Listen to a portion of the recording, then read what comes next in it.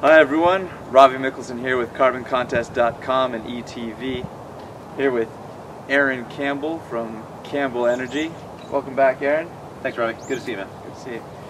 In today's episode of ETv Pads, we'll be discussing air sealing and weatherization.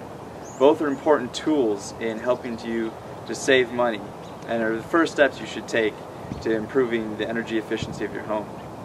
According to the Department of Energy, approximately 30% of your heating and cooling bills just goes right outside of the home through air leakage.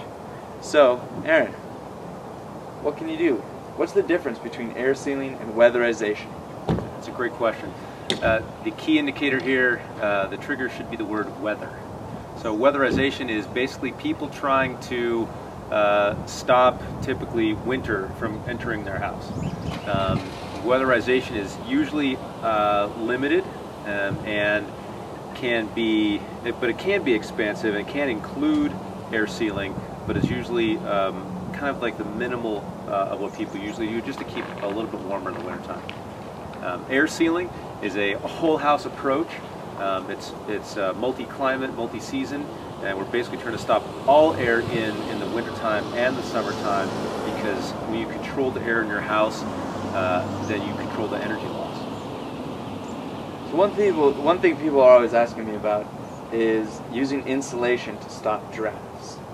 How does insulation stop the draft? Very slowly, but never permanently. Insulation is just a set of fibers, and those fibers have a lot of air gaps in them, and that's how insulation works. It gives more air space in a space that's typically and hopefully air sealed. Insulation really does almost nothing when there isn't an air barrier on both sides of the insulation. So insulation essentially will filter the air that's coming into your house, and it will slow it down, but it won't stop it the way air sealing does. What are some of the tools that you use as a professional energy auditor to find air leaks in a house? The sort of top tier energy audit would include what's known as a blower door, and that blower door is essentially a large door-sized frame, typically red for some reason, and that frame fits inside an open door and seals up all to the edges, has a big fan in the center, and what you do with that is you depressurize the house, sucks all the air out of the house, and makes the air that's leaking, that usually goes in reverse, and pulls that air in through the gaps and cracks. That can be seen with, on an inexpensive level, it can be seen with smoke. You can put a little bit of incense, you can burn incense around, maybe a candle, and you can see where the air would be disturbed. Some people use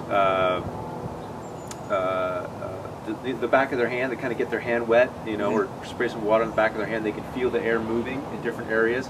The professional side would be using a thermal camera. So you take a shot that shows emissive heat, and that shot hopefully has a frame around it. You can see where the actual rest of the house is, and then you look at the heat, where it's missing it, where it's moving, if you can.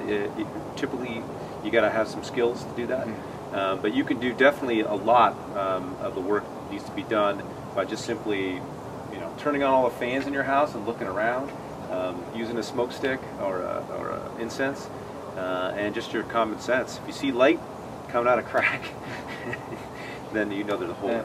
Yeah, cracks and holes are a good indication of cracks and holes, I guess. Yeah, they do. They show you right where those are. That's true. That's very true. All right, great. So now we've got a good understanding of what air sealing is and why we should do it. Let's go to the store and pick up some supplies so we can get started.